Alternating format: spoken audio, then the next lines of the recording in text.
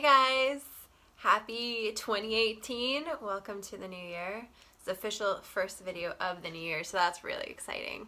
I kind of took a break from this a little bit last year because I started getting busy with yoga and some other things, and like anything else, it just kind of fell to the wayside and it wasn't something I made a priority. But now, going into 2018, there's this new resolve and new excitement and new desire to be getting back into what I love, which is chatting and talking and health and wellness and helping other people. So this kind of seemed like it was a perfect thing to sort of segue back into. So here we are, January 4th.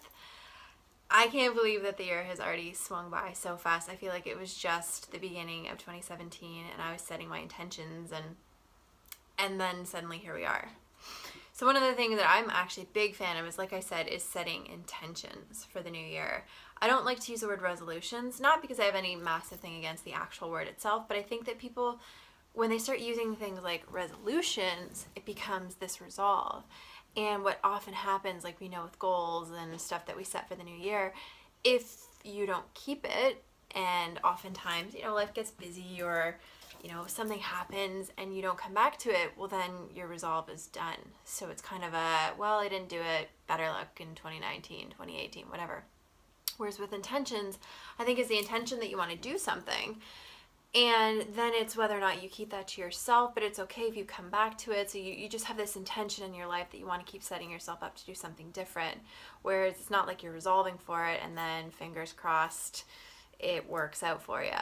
So that's one really cool thing that I really appreciate, is having this intention. My intent is to do things differently than I did them last year. I'm not sure how many of you are familiar with what's referred to as SMART goals, but SMART goals are goals that are specific, measurable, actionable, timely, and realistic. So, and it's actionable or it's attainable, it's whatever word you want to use, but basically when you set out a goal for yourself or an intention or whatever word you want to use, it's not saying something really fluffy like, oh, I want to be a better person, because that's not measurable or it's not specific enough. It's like, what are you going to do to accomplish those things?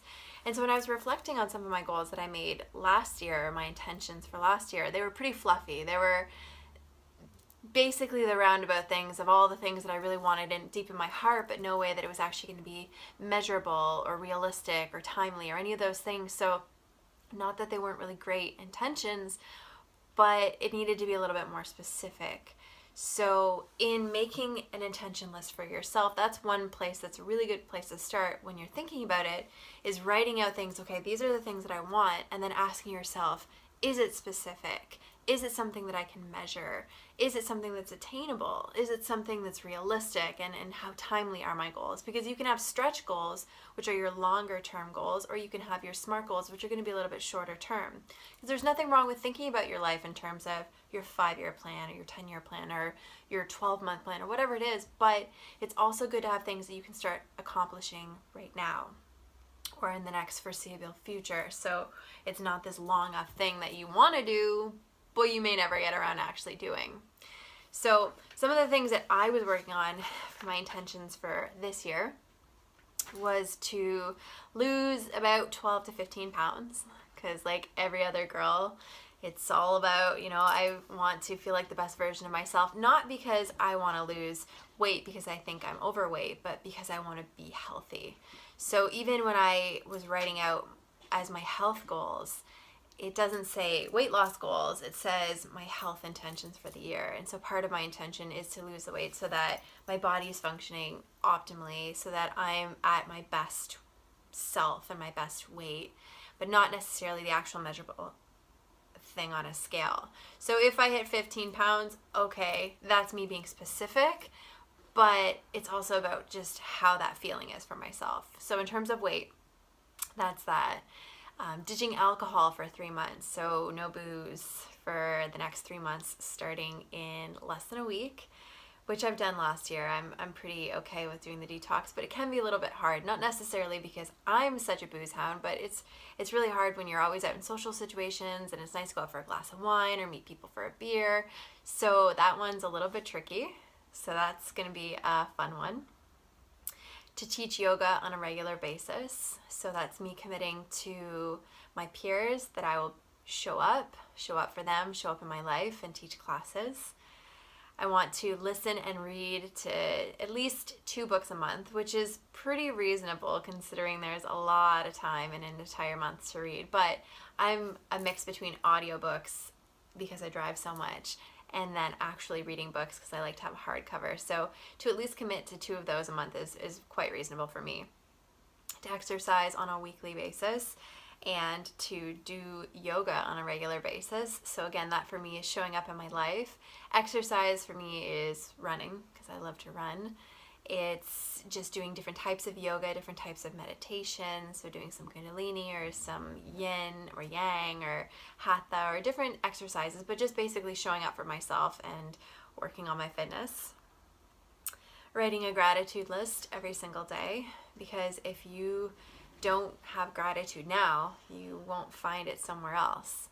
I actually have a quote that I put up on my wall, and it says, "The happiness that you find at the top of a mountain is whatever you brought up with you." And for me, that's really significant because I'm one of those people who's forever chased this elusive idea of happiness everywhere else in the world. And it really is an inside job. I know as cliche as that really sounds, but it's true. It is an inside job. So whatever happiness you cultivate is the happiness you're going to take with you no matter where you go. So starting a gratitude list is a really good way to start being grateful every single day for all of the little things. I'm grateful for my warm apartment because it's freezing outside. I'm grateful for my fat little fur baby sleeping behind me on the couch. I'm grateful to be able to have this dialect and conversation and whoever reaches out there. All of these things I'm really grateful for. So in writing it down every day, it really starts to help you become more aware and more grateful of all the things in your life that are so phenomenal. So a couple of those. One big one for me is saying no when it's not a fuck yeah. There's so many times in my life where I am prone to be a people pleaser, where I try to please everybody because I don't want to disappoint people, because I want to be present, because I think it's the right thing to do. And there's many times where it really isn't a fuck yeah for me. I'm doing it maybe because I feel guilty, or maybe because I feel obligated, but not necessarily because it's something I really want to do. It's just something that I think I should do. So I'm trying to get out of the habit of having that conversation with myself. If it doesn't feel good from the depths of my soul, it doesn't feel something I'm like, fuck yeah, I want to do this, then I say no. And the more that you start setting those healthy boundaries for yourself, the more people are going to appreciate that. And the more people are going to respect your time because you respect your time. So saying no is a big one for me. Loving myself, that's not necessarily very measurable per se, because I can't gauge how much I love myself now more than all the other times. But if I look at how much of the commitments I keep to myself, so showing up in yoga and doing the best for my body and meditating regularly, those are all ways that I can measure that I'm loving myself because I'm keeping commitments to myself. So those things are pretty important for me. And then having less technology and more of a connection. And that one's a pretty big one, I think, for everybody at this point, because we spend so much time glued to our phones and our tablets and our TVs and all of these ways that we think it makes us feel connected. But then when you shut it all off, it's really hard to be in your own space. It's hard to sit with your thoughts. It's hard to just be. And I'm the first one to have a hard time releasing the grasp of my cell phone, not because I'm such a popular person or that people message me so often, but there's this need to feel like I need to be connected. And some of the happiest moments in my life, as I recall them, are moments when I didn't have technology, are moments where I was on a beach, or I was camping, or I was somewhere where I wasn't forever coming back to my phone and being glued to this technology, and connecting with the people I was with, connecting with nature, and just having that awareness of myself, which I often lose if I'm so worried about a text message that isn't going to get sent. And the ironic thing is, I can go an entire day and not look at my cell phone, and I probably won't have a message, because I have lots of acquaintances, I have very few friends, but I am not really that popular of a person, and I don't think any of us are really that popular. Nothing's really that important that we can't shut it off. So those are just a couple of the intentions that I have started to focus on this year. But part of this particular first podcast in talking about health was something that I have committed to, of course. And one of the things that I like to do is to experiment with my health. So I like to experiment with detoxes. I like to experiment with water cleanses or juice cleanses or different things to sort of tweak what works best for my body, different types of eating. I've tried ketogenics, I've tried being a vegetarian, I've tried being a pescatarian. So all different things. I like to see what works best for me. So one of my new ventures, and I don't know how consistent of a venture it's going to be, but something that I'm doing in January is colonics. And for those of you who aren't familiar with colonics, it is basically the process of having a tube inserted into your rectum, and there is a long pressure of water that's essentially being flushed into your colon, and then it's excreting all of the toxins from your body. So basically I paid a lot of money to have somebody shove a tube up my bum. And it's a really interesting experience. I've had enemas before as a way to just kind of have that regular cleaning. But when you have a fast pressure of water that's continually going up your body, it is a very, very different experience. So this is my experience with it. I do think it's a wonderful thing. You may have different opinions. Of course, there's always going to be both sides. If you look at the medical community, they might be less in favor of the colonics, whereas if you look at naturopathic community or holistic community, they're going to be a little bit more in favor of it. So some of the pros, and again, doing your own research is really important as well, but some reasons that people are for colonics is because oftentimes you have impacted fecal matter that ends up lining the insides of your stomach, so it makes it a little bit harder for nutrients to be absorbed because the walls are kind of clogged down, so it makes your system a little bit sluggish. It can then impact your skin or your energy levels because your body's essentially backed up. And if you've ever done a cleanse, they do say you should be cleansing from the bottom up. So you should be cleansing from your colon before you do a detox of your liver or your kidneys or anything else, because your colon is your waste system. It's where everything is filtered out through. So if you start trying to clear out all the crap in your liver, but you haven't cleared out all the crap in your colon, literally all the crap, it's kind of counterproductive, because then you're just sending all of this shit down to your body, and it's not being able to be processed out because you haven't cleaned that system or that area well to begin with. So it's a little bit counterproductive. So in starting with that, it's a really good place to start. Reasons that there might be a little bit of hesitation is, of course, you could, if you're not careful, and you do have to be exceptionally careful about where you go and making sure that they're registered and that the equipment is clean, is because you don't want to get any sort of bacteria from improperly cleaned machinery or tools. You want to make sure everything's sterile and you're the first person and the only person who's using that particular instrument. So just going somewhere that is reputable, of course, like anything in your life, is your best bet and your best line of defense for keeping yourself safe. But it really is an incredible way. A lot of people like to use it as part of their weight loss routine, because as I said, if you start cleaning out the insides of your body, it's going to help your body work more succinctly, which is going to help you lose weight. So if it is something that's an issue for you, it is kind of beneficial in that way. That wasn't why I was doing it. I just thought it was a really cool thing, because another reason is colonics is so incredible is because we store so much of our emotions in our solar plexus, so in your stomach. So if you've had any sort of grief, as we all have in our life, any sort of trauma, whether it be a breakup or a death in the family or a loss of a job or anything that resonates as traumatic for you, you store all of that internally, and it sits in your stomach, and it sits in this general area. So when you start flushing all of that out, it's actually adding vibrancy and energy and renewed life into your body, not just cleaning out your insides. So those were some of the reasons why I wanted to try it for myself, because I do have a lot of stored emotion, and I'm working really hard to sort of cleanse it all out and be the best version of myself. So every day is kind of a work on that. So my first appointment was on the 2nd, so 2 days ago, and I didn't know what to expect. It's a lot more professional than I assumed it would be, because, you know, you start there, you're lying on your side. I'm rocking my moccasins because it's frigid as hell in here, but you're lying on your side, and there's a towel over you, and then, you know, you take a couple deep breaths, and then there's this tube that's gently inserted inside of you, so it's not up too high. So for all of you ladies, maybe men, who are thinking like, how much is this gonna hurt? It's not a painful, it's a very gentle, the tube isn't massive, so it's not like you're trying to shove something massive up somewhere that's not a big space. So men and women, it's a pretty easy thing to sort of breathe into, and it's very gentle, and it's coated, so you're not just having something that's just abruptly shoved up there without warning. So you're okay there.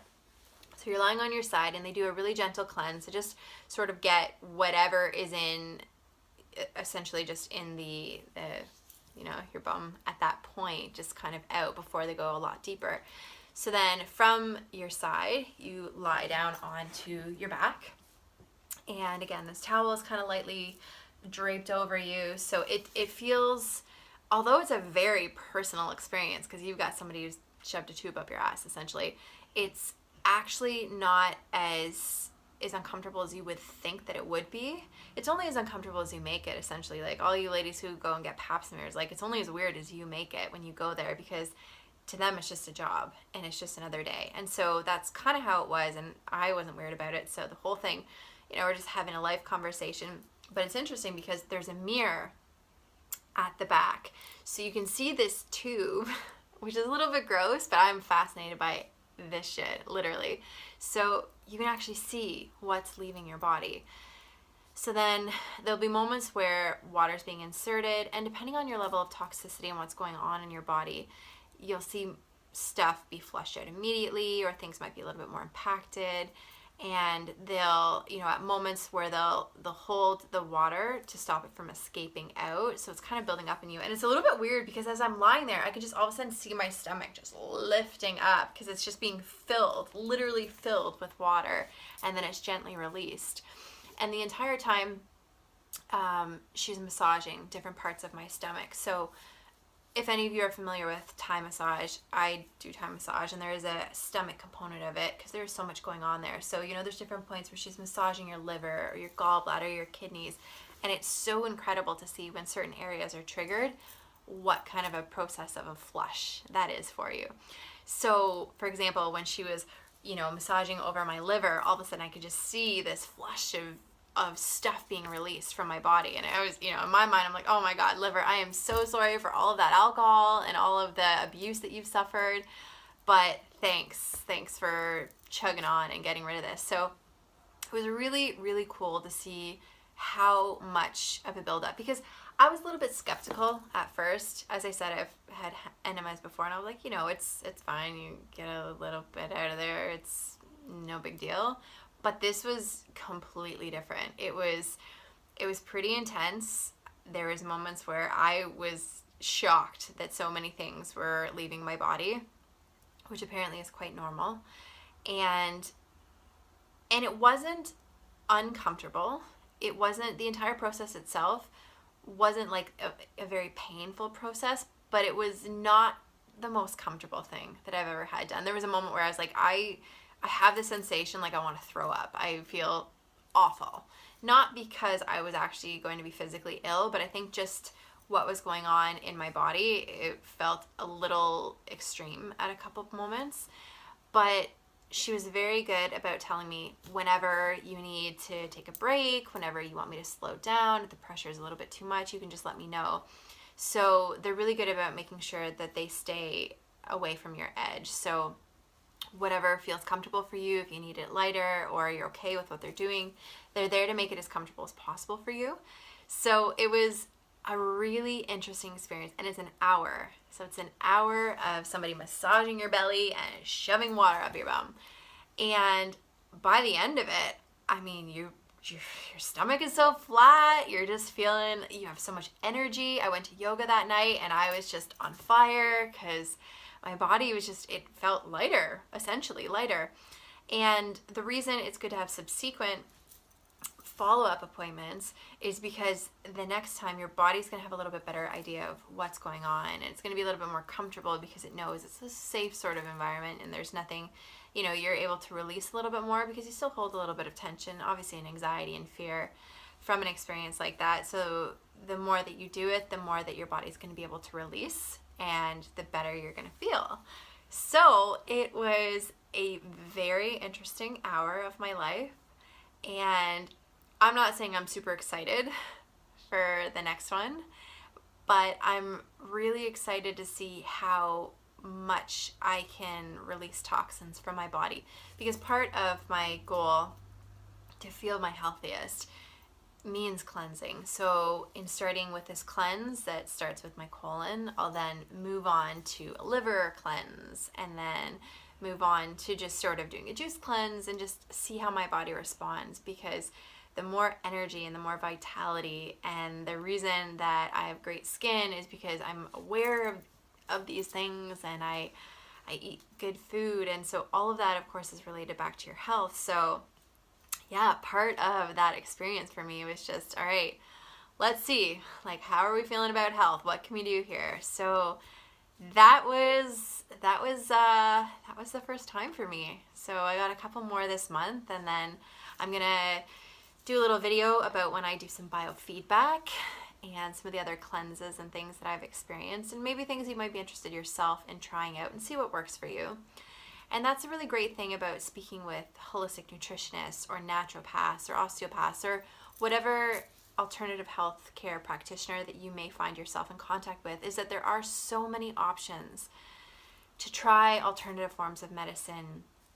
I'm not myself a pill taker. It's not something that I'm really all that comfortable with. I understand there's a place for it, but just not for me if I don't have to. So in trying different ways to cleanse my body, it's given me a really cool experience of what I can do and what my body is capable of, and how massaging your belly can do some pretty crazy things if you're shoving enough water up your hoop.